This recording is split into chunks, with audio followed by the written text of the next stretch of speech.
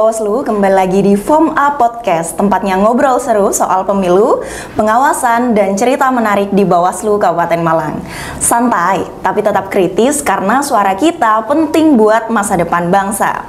Nah, sahabat Bawaslu, pada proses pemilu dan pemilihan tentunya sering muncul perbedaan, yang mana perbedaan tersebut muncul dari baik peserta pemilu maupun penyelenggara pemilu. Nah, pada konteks ini, hal inilah yang kita sebut dengan penyelesaian sengketa. Pada kesempatan kali ini saya tidak sendiri karena kita akan membahas terkait penyelesaian sengketa. Yakni saya ditemani dengan Bu Eni. Halo, Assalamualaikum. Waalaikumsalam Mbak Nabila. Bagaimana kabarnya Bu hari ini? Alhamdulillah. Alhamdulillah. Oh ya, panggilan akrab saya sebenarnya sama Bu Eni itu adalah Bunda, karena beliau ini merupakan sosok yang keibuan dan juga sosok yang penuh inspiratif yang ada di Bawaslu Kabupaten Malang, sehingga saya boleh panggil Bunda saja ya Bun ya?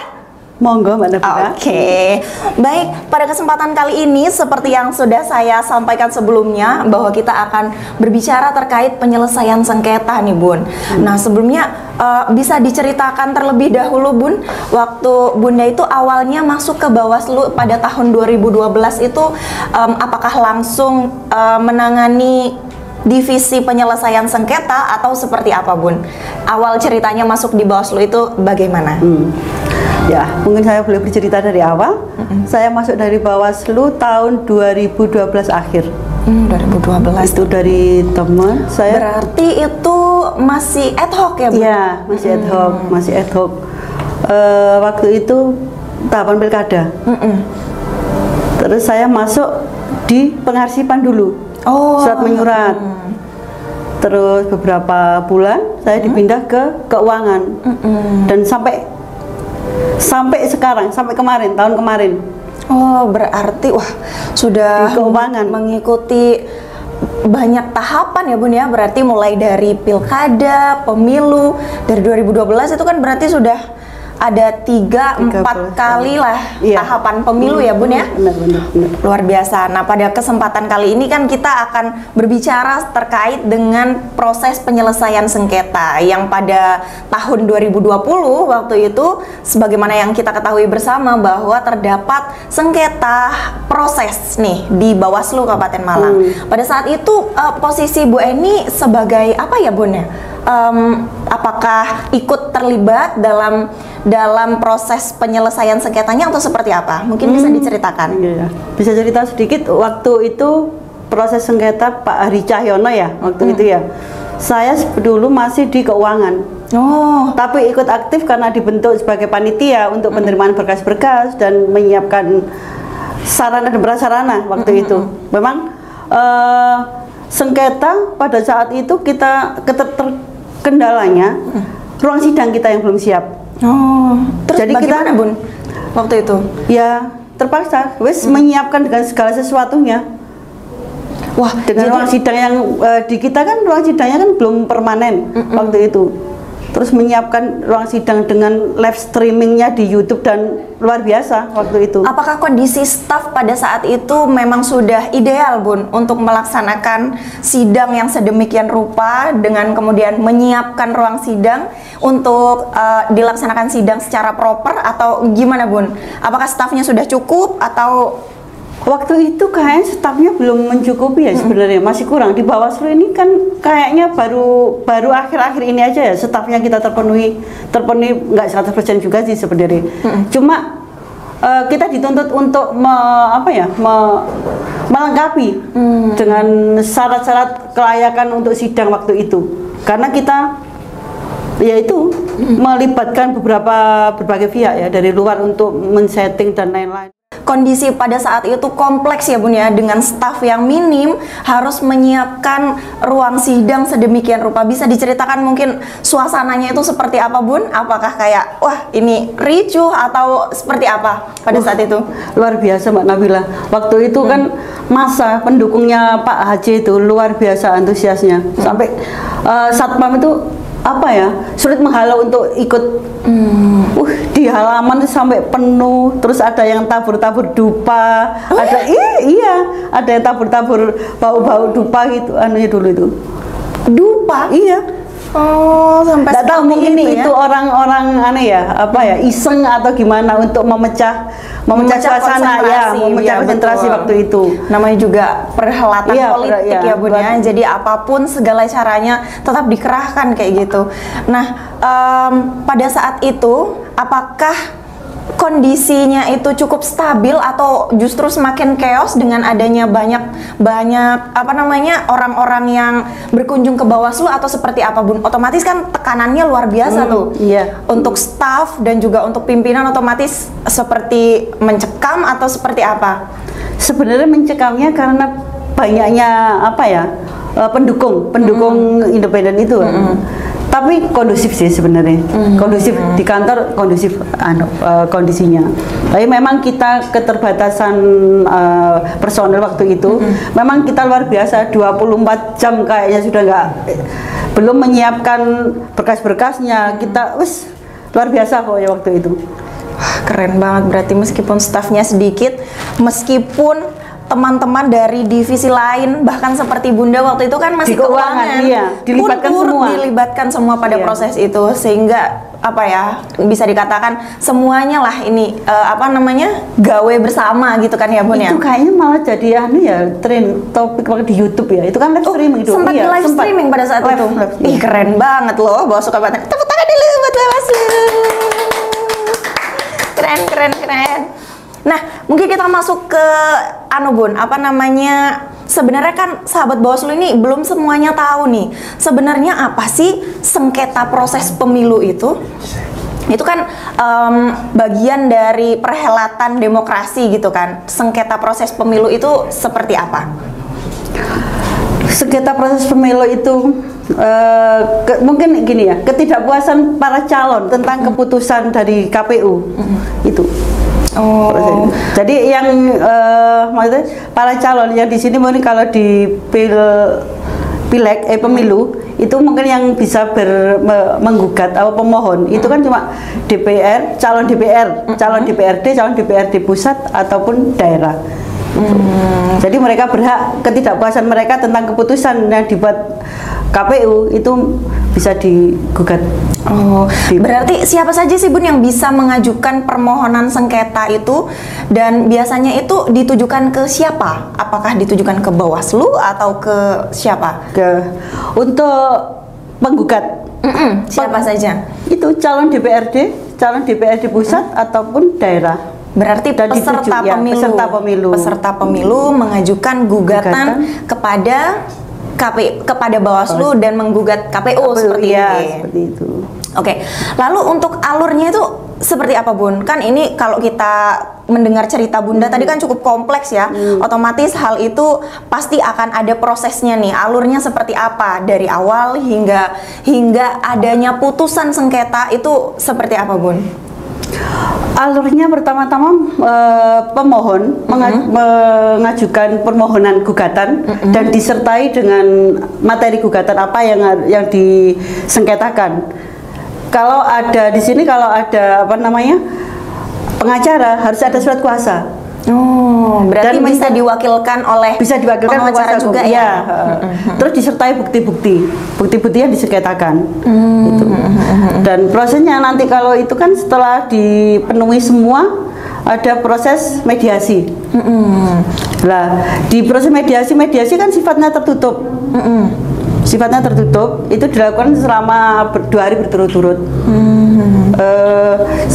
Kalau mediasi tidak sepakat, dilanjutkan ke adjudikasi.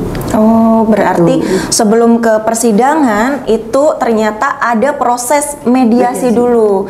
Sehingga apabila itu nanti selesai di mediasi, apakah akan tetap dilanjutkan ke adjudikasi atau tidak Bun? Kalau misalkan sudah selesai nih di mediasi, oh ternyata kami sepakat sudah deal nih, apakah perlu dilanjutkan atau tidak? Kalau kedua belah pihak sepakat untuk tidak sepakat dalam arti yang dipermasalahkan sudah memenuhi ini kesepakatan, berarti kan sudah tidak dilanjutkan. Kalau sudah sepakat di mediasi. Kalau mereka tidak sepakat untuk di mediasi, dilanjutkan ke adjudikasi. Gitu. Apabila tidak sepakat baru dapat mengajukan baru dapat dilanjutkan dengan persidangan atau adjudikasi. Berarti sebetulnya sengketa itu ada apa aja sih, Bun? Apa cuman penyelesaian sengketa hanya ya sudah satu pintu, atau apakah ada pembagiannya lagi atau seperti apa? Di perselisihan sengketa ini kayaknya ada dua pembagian ya. Ada penyelesaian sengketa proses pemilu, ada perselisihan sengketa antar peserta pemilu. Penyelesaian sengketa proses pemilu dan antar peserta. Ya. Nah, itu apa, Bun, itu bedanya? Perbedaannya proses penyelesaian. Kalau di proses penyelesaian sengketa antar peserta pemilu itu waktunya terbatas. Proses cepat, istilahnya proses cepat. Berarti ada istilah sengketa cepat ya? Iya, proses sengketa cepat itu penyelesaiannya 1 hari dan dilaksanakan pada hari itu juga. Memang ada pengecualian sih, ada yang 3 hari itu dikarenakan mungkin lokasi yang bersengketa jauh, terus karena tidak ada sulitnya komunikasi, itu yang proses sengketa antar peserta pemilu. Prosesnya cepat. Tapi kalau proses sengketa pemilu itu ada waktunya sendiri. Itu tahapannya tadi, ada permohonan, ada pengajuan permohonan sengketa, ada bukti-bukti yang perlu disiapkan, ada proses mediasi, ada adjudikasi, itu bedanya kan di situ anunya. Nah, apabila mekanisme dari permohonan tersebut dinyatakan gugur gitu, Bun, atau tidak memenuhi syarat sebagaimana penanganan pelanggaran, itu bagaimana? Apakah bisa diregister atau seperti apa? Kalau dianggap gugur, tidak bisa diregister dong. Karena tidak memenuhi syarat, atau itu aja. Ada syarat-syarat sengketa yang gugur dibatalkan. Itu mungkin gini. Ada salah satu beberapa syarat ya, itu yang membuat gugur orang yang bersengketa meninggal. 2 kali berturut-turut dalam mediasi tidak datang, dalam proses adjudikasi 2 kali berturut-turut tidak datang. Terus sudah ada kesepakatan di luar sama peserta dan pemohon. Artinya dicabut ya permohonannya? Dicabut ya, ada kesepakatan, sudah ada kesepakatan di luar itu. Jadi tidak bisa dilanjutkan, dianggap batal. Baik. Kira-kira, wah, saya membayangkan bagaimana keriuhannya pada saat adjudikasi, Bun. Pada saat itu kan kebetulan 2020 saya juga magang di KPU, sehingga saya paham, ritmenya seperti apa teman-teman KPU untuk menyiapkan berkas-berkasnya. Nah, cuman saya tidak berkesempatan untuk mengetahui bagaimana suasana sidang pada saat itu. Kira-kira mungkin bisa digambarkan, Bun, biar teman-teman sahabat Bawaslu itu tahu suasana sidang adjudikasi pada saat penyelesaian sengketa pada tahun 2020 itu seperti apa? Kayaknya kalau gambaran sangat heroik banget. Maksudnya kita itu dengan staf yang sedikit, terus ada proses sengketa, ditunjang dengan sarana prasarana yang belum memadai pada saat itu.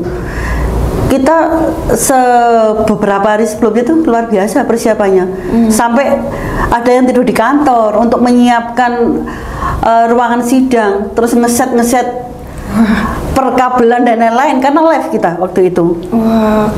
Sampai live di YouTube itu anunya itu. Dari keriuhan tiap pagi itu simpatisan ya, maksudnya pendukung paslon, bukan paslon ya, paslon ya. Pasangan calon itu luar biasa antusiasnya, pakai yel-yel, pakai sampai dari pagi mengikuti sidang dengan antusiasnya mereka itu. Memang sidangnya terbuka untuk umum, jadi sudah ruangan yang dulunya sepi yang di samping kantor itu jadi lautan manusia pendukung ya. yang otomatis kan pasti akan disorot oleh media, ada pengamanan dari rekan-rekan kepolisian, itu akan semakin menambah ini ya, Bun ya, suasana ketegangan gitu. Wah, luar biasa. Luar biasa itu. Nah, apabila proses adjudikasi ini kan nanti akan terdapat putusan ya, Bun. Nah, andai kata putusan tersebut tidak di masih dirasa oleh pemohon itu tidak puas lah istilahnya, itu apakah masih bisa diupayakan untuk diajukan lagi atau banding lah gitu, banding terhadap putusan Bawaslu itu? Masih bisa. Kalau pemohon tidak puas dengan putusan kita di Bawaslu, mereka bisa menggugat untuk tingkat lanjut di PT UN atau ke MK. Oh, berarti hasil putusan Bawaslu masih bisa diajukan banding? Masih bisa dibanding. Oh, oke. Nah, kira-kira Bun, dari pengalaman Bawaslu Kabupaten Malang yang pernah menjalankan sengketa pada proses penyelesaian sengketa pada saat itu, kira-kira tantangan apa nih yang paling sering dihadapin dalam penyelesaian sengketa proses pemilu? Tantangannya apa ya? Kayaknya keterbatasan sarana dan prasarana aja ya di kita itu sebenarnya. Masalah staf kekurangan atau apa kayaknya nggak jadi masalah karena itu tuntutan ya harus karena sudah ada sengketa kan, mau nggak mau kita harus menyiapkan segala sesuatunya. Tantangannya ya itu kita harus kerja cerdas dan cepat juga untuk menghadapi tuntutan-tuntutan itu sih sebenarnya. Itu aja sih. Harus multitasking ya. Jadi meskipun kita itu staf divisi keuangan, mau staf kita penanganan pelanggaran, akan tetapi kalau misalkan ada suatu permasalahan, ya kita laksanakan bareng-bareng karena sejatinya kita semua adalah pengawas. Betul kan, Bun? Betul sekali, Mbak Nabila. Wah, luar biasa sekali. Mungkin terakhir nih, Bun. Pesan Bunda nih untuk sahabat Bawaslu di rumah sebagai ibu yang sebagai ibu dari Bawaslu Kabupaten Malang nih, bagaimana terkait kepemiluan atau bagaimana untuk sahabat Bawaslu itu agar melek nih terkait kepengawasan, mungkin bisa disampaikan. Kalau pesan saya pribadi yang di Bawaslu ya, maksudnya masyarakat harus peduli dengan kepemiluan. Suara kita itu sangat berharga untuk menentukan masa depan bangsa atau daerah kita masing-masing ya gitu ya. Jangan apatis dengan pemilu. Itu aja sih sebenarnya. Betul. Keren sekali Bu Eni. Nah, sebagaimana yang telah disampaikan oleh Bunda kita bahwa suara kita itu penting buat masa depan bangsa, sehingga kita harap rekan-rekan atau sahabat Bawaslu di rumah tetap senantiasa untuk peduli bersama untuk menjaga kualitas demokrasi, karena sekali lagi slogan kita adalah bersama rakyat awasi pemilu, bersama Bawaslu tegakkan keadilan pemilu. Mungkin sampai di sini perjumpaan kita pada kali ini, Bun. Terima kasih atas kesempatannya. Kita bisa ketemu lagi di lain waktu. Dan sampai jumpa sahabat Bawaslu pada episode kali ini. Jangan lupa like, komen, dan subscribe YouTube channel Bawaslu Kabupaten Malang. See you.